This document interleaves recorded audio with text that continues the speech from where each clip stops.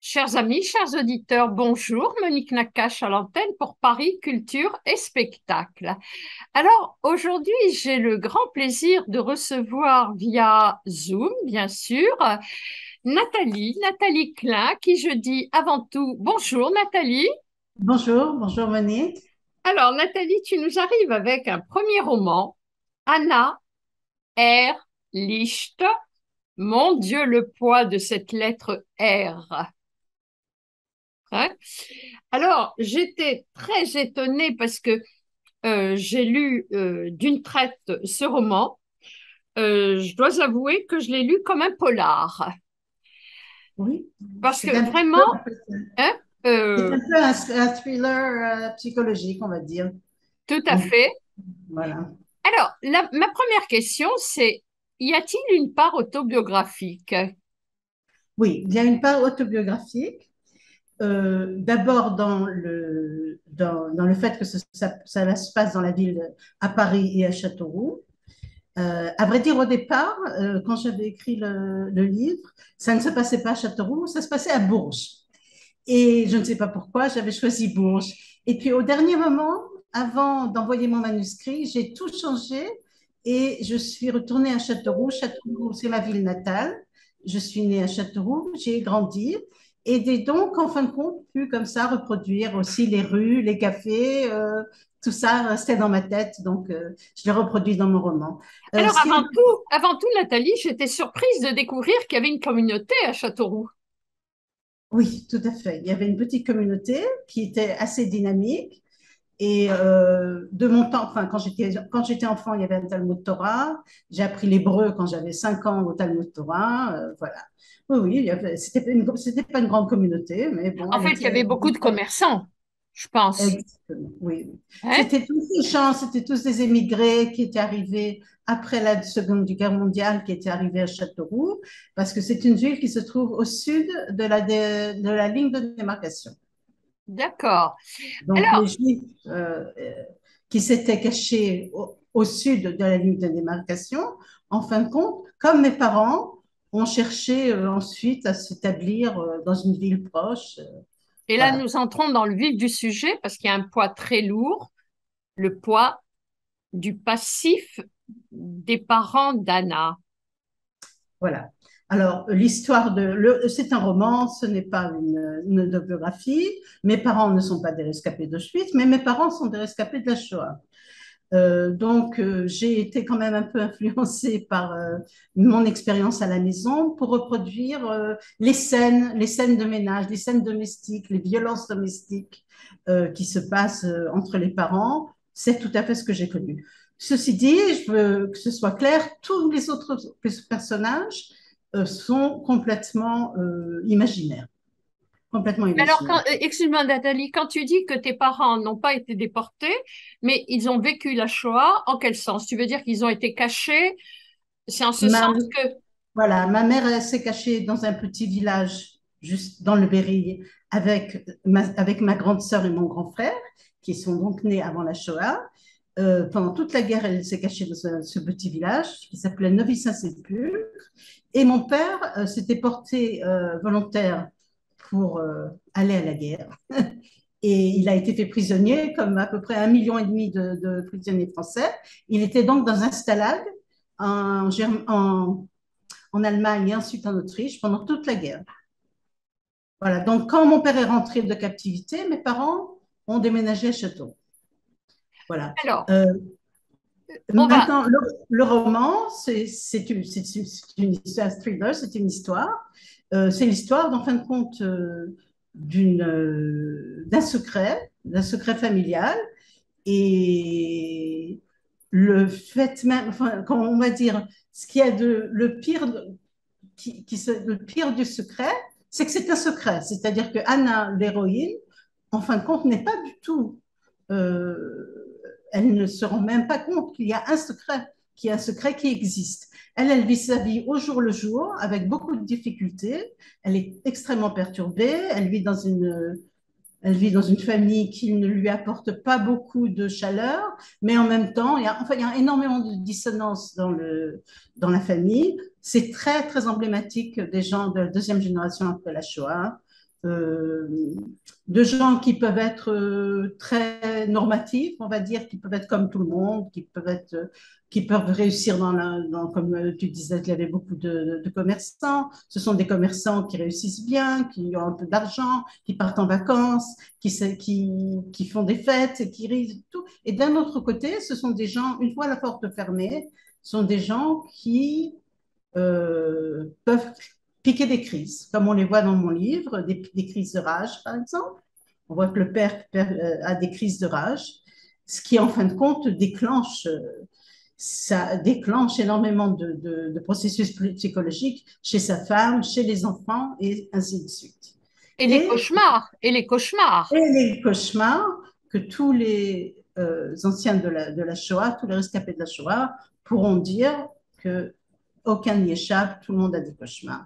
Et le père d'Anna a des cauchemars, et elle vit un petit peu sur la base de ces cauchemars, et en fin de compte, elle se, elle s'imagine que son père a eu une femme dans sa vie, qu'il a sans doute perdue, il en rêve.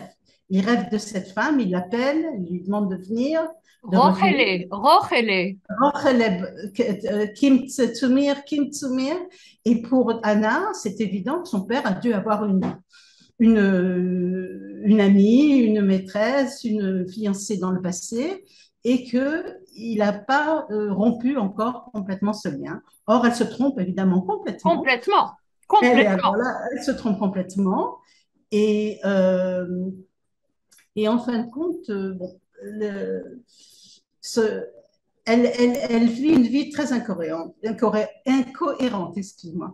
Mais il faut voir que quand même ce livre, ça parle de la deuxième génération de la Shoah, mais surtout ça parle de la superposition de la deuxième génération de la Shoah dans Exact, les années 70. Et les années exact. 70, ce sont les années que moi j'ai connues. Je Mhm. suis arrivée au lycée dans les années 70, tout de suite après mai 68, et euh, c'était une explosion, une véritable explosion. Toutes les inhibitions étaient tombées, tout était permis. Et je raconte toujours cette histoire que quand on allait au café le soir, les garçons mettaient sur la table la marijuana ou le hashish, ils le mettaient sur la table, au milieu de la table, dans l'aluminium, et tout le monde se servait. C'est-à-dire que c'était quelque chose de complètement incohérent. On n'a pas vu ça dans les années 80, par exemple. Les Oui, gens se oui. cachaient quand ils... Mhm. Mais là, tout était complètement... tout avait explosé. Et en fin de compte, Anna, elle est sur cette superposition. Elle est la fille de rescapée de la Shoah. C'est une gentille petite fille. On attendait qu'elle soit, qu'elle soit gentille, qu'elle soit patiente, puis qu'elle ne dérange surtout pas ses parents, qu'elle leur fasse pas du mal, qu'elle leur crée pas de soucis. Et puis d'un autre côté, ben, c'est les années 70. Et en fin de compte, le livre l'histoire, on va dire que l'histoire du livre commence quand Anna subit un viol. Mais ce viol, il n'a pas Oui, lieu. Le livre est concentré sur une semaine de mars 1975. C'est seulement une semaine du mardi au mardi. Ce viol a eu lieu un an auparavant, mais ça a déclenché chez Anna ce qui s'appelle un symptôme post-traumatique mhm. et une dissociation. Elle a une vie dissociée. Je ne sais pas s'il faut que j'explique ce que c'est que la Oui, non, on va pas dissociation. dévoiler le secret, mais il y a un dédoublement de la personnalité que l'on Un voit dédoublement, voilà. presque dans chaque chapitre. Oui, le long de tout le livre, en fin de compte, elle est dissociée. Parfois, elle arrive à contrôler un peu la situation, parfois pas du tout. Et surtout, elle passe d'un homme à l'autre. C'est Oui, sa façon c'est sa façon de se sentir vivante. oui, elle De se sentir existe vivante. au travers de ses rapports avec les hommes, dirons-nous. Voilà. Mais quand tu dis que ses parents attendaient une gentille fille, c'est pas faux parce que les parents sont passés au travers de toutes les craintes. Ils n'ont pas vécu les soucis et les ennuis qu'elle a vécu parce elle était consciente de ses troubles psychologiques puisque à son meilleur ami, son ami d'enfance, Philippe, qui part en Israël. Enfin, on va pas dévoiler, mais l'histoire est très belle. Et la force de ce roman, c'est que tu arrives à maintenir le lecteur dans l'attente de ce qui va se passer jusqu'à la dernière page. Exactement, jusqu'au dernier mot, en fin de compte. Ben oui, À la on fin. va pas dévoiler, mais Oui. ok, c'est impressionnant. Et alors, il y a aussi quelque chose qui est très bien décrit, et je t'en félicite, Nathalie Klein, c'est les personnages à Châteauroux, cette bourgeoisie qu'elle fréquente au travers du lycée, d'accord? Et en fait, c'est vraiment la bourgeoisie telle qu'on l'a connue en province, en France, le juge d'instruction, le médecin, les grands personnages avec leurs problèmes et pour certains, leur antisémitisme basique. Et il y a Ouais. une phrase qui est très belle parce que tu vois arriver un des personnages avec très bien habillé, avec un très beau blouson de cuir, et tu dis, il sortait sûrement de l'atelier de mes parents. Certainement, Hein? certainement. Mais lui ensuite évoque la belle Madame Hirth. Tout à fait. C'est-à-dire que la belle Madame Hirth, et puis c'est un antisémite, et il est donc, bon, il est, comment dire, il est, ça va provoquer une crise. Bien De toute sûr. façon, les crises, c'est l'histoire de cette histoire. Il y a des crises constamment.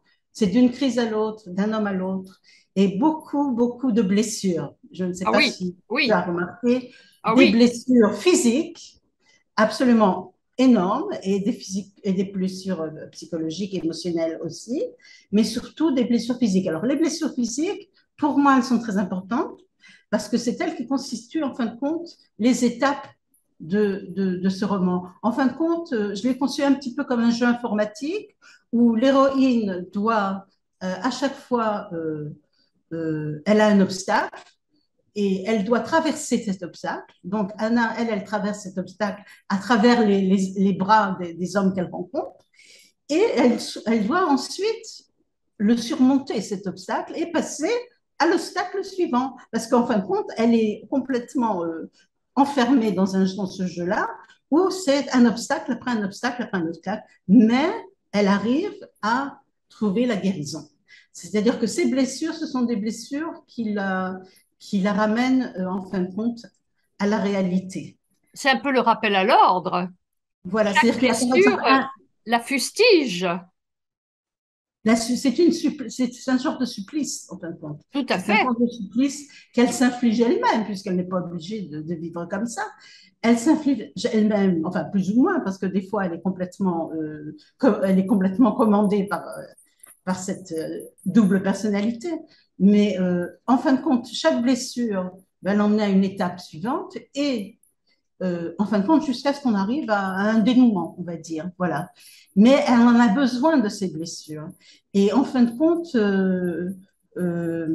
vers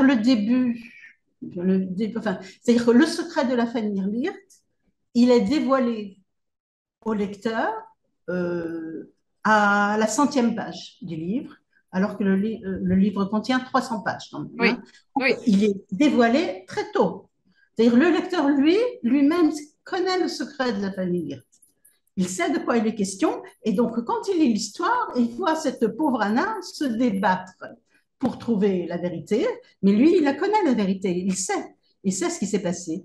Donc, ce n'est pas, en fin de compte, euh, le dénouement, c'est pas de savoir le secret.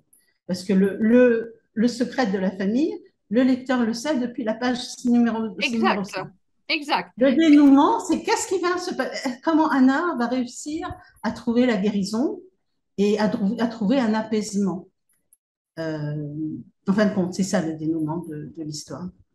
Alors, je dois dire que dans ce roman, il y a aussi, parfois, parce que c'est dur, Euh, il y a pas mal de violence, mais il y a aussi beaucoup d'humour. Et à ce titre, je voudrais rappeler la scène la plus humoristique, c'est la tante d'Anna qui reçoit un des amants d'Anna, qui est un médecin de confession musulmane.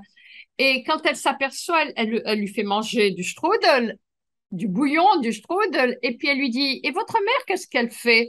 Alors il dit, ma mère, elle fait, alors j'aurais aimé l'entendre de la raïba, donc c'est un gâteau très oriental qui veut dire en arabe l'éloigné, parce que c'est un gâteau que l'on peut transporter, il n'y a pas d'œuf, donc il ne se périme pas et que les nomades pouvaient emmener d'une région à l'autre pendant très longtemps. C'est la raison pour laquelle on l'appelle l'éloigné, d'accord?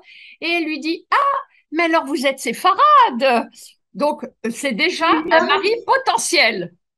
Voilà, elle lui dit, oh, mais ça arrive, les mariages Arrive, mixtes. exactement. J'ai Les trouvé mariages mixtes. À côté de ça, il y a aussi une Elle partie, trouvait que c'était un parti formidable pour sa bien nièce. sûr, tout à fait, Médecin, un néphrologue, absolument, bien sa un personne, médecin un bel homme, que un veut bel la mère homme. juive? Que veut la mère juive? Et à côté de ça, il y a beaucoup de douleur. Et j'étais très sensible à un chapitre où l'on parle des cauchemars du père qui crie dans son cauchemar Rochelle, donc la petite Rachel, et sa femme lui dit, mais pourquoi tu n'appelles qu'elle? Il répond, l'autre je l'ai. Mais on ne dira pas de qui il s'agit. On invite les lecteurs à lire ce roman, qu'il L'autre, faut je la d'ailleurs vois tous lire, les jours. oui, mais qu'il faut lire d'une seule traite. Oui, Il faut pas absolument. perdre, il faut pas perdre vraiment la ligne conductrice. Il faut le lire d'une seule traite. Il y a beaucoup de gens qui ont lu ce livre m'ont dit, je l'ai lu d'une seule traite. Ah oui, ah mais moi c'est ce que Sans j'ai voir se fait. manger, je l'ai lu d'une seule traite.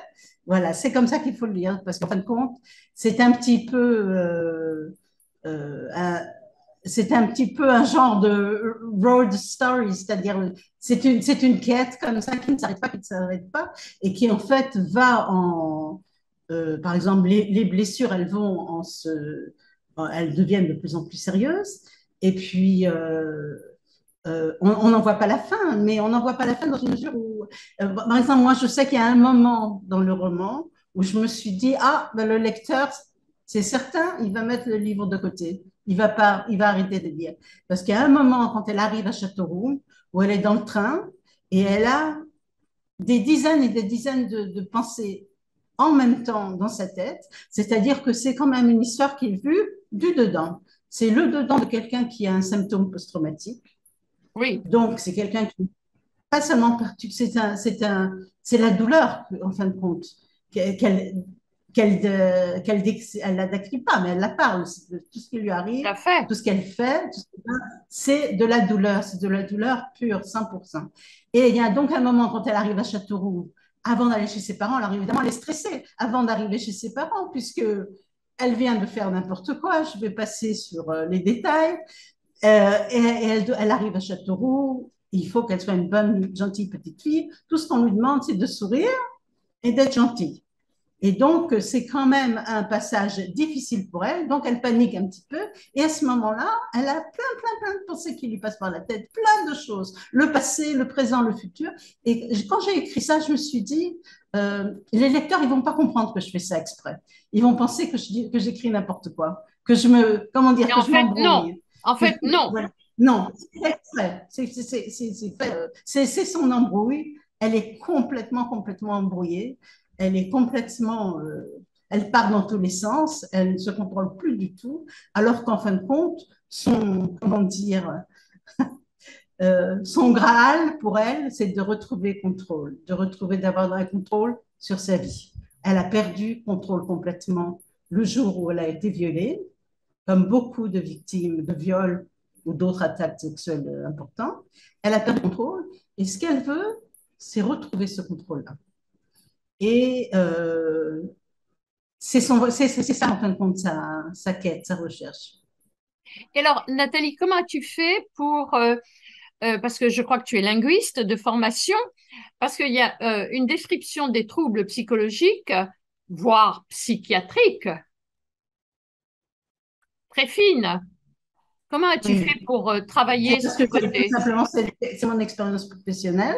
De, de métier, je suis traductrice médicale, mais j'ai été volontaire pendant 7 ans dans un centre euh, qui, euh, qui soignait des personnes victimes d'attaques sexuelles. C'est-à-dire que j'avais une permanence et que je parlais avec des gens qui avaient eu le courage de téléphoner et qui racontaient leurs histoires.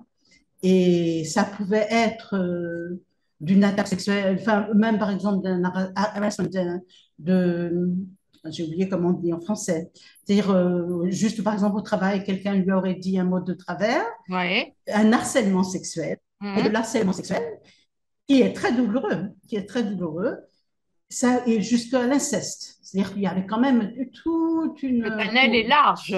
un, nom très très large. J'ai parlé avec, beaucoup de femmes, aussi des hommes, pendant 7 ans. Et c'est de là que vient mon expérience, parce que évidemment, j'étais supervisée, enfin, d'abord, j'ai fait une formation pour tenir cette permanence-là. Et puis ensuite, j'ai été suivie pendant 7 ans. Voilà. Donc, c'est de là que vient mon expérience du symptôme post, Traumatique, euh, alors, du post-symptôme post-traumatique, parce que post-traumatique. c'est très important de comprendre ce qui se passe. Euh, Par exemple, on pouvait avoir au téléphone quelqu'un qui avait donc subi des violences euh, et qui, en fin de compte, jouait un espèce de jeu avec la personne qui se met à la permanence. C'est-à-dire le jeu du contrôle, c'est-à-dire essayait de prendre contrôle. Et tout était permis pour pouvoir prendre contrôle, pour pouvoir tout était permis. Donc ça, je connais bien. Je sais ce que c'est que le symptôme post-traumatique et c'est pour ça qu'en fin de compte, j'arrive à bien décrire les choses. Euh, voilà, il y a le moment de la dissociation. Oui. Alors, j'ai quand même une question à te poser parce que je sais que tu es en Israël depuis 45 ans, Voilà. que je te vois avec la tête couverte. Ça t'a pas gêné tout ce branle-bas d'amants, tous ces passages? Ça m'a Effectivement. interpellée. Non, ça ne m'a pas gênée parce que ça reflète quelque chose de vrai. Euh, Ça reflète mon histoire que j'ai voulu mettre sur le papier. Le thriller, le roman, en compte, quand j'étais justement sur cette permanence, et j'entendais toutes les histoires qu'on peut imaginer. Je parlais avec des prostituées, je parlais avec des gens.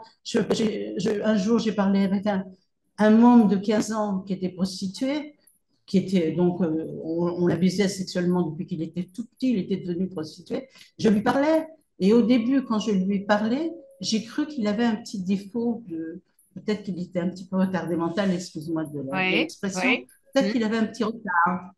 Ou alors je me dis, oh, il est drogué, ou alors il a trop bu, parce que les gens, pour se donner du courage, ils vont boire ou ils vont prendre de la drogue.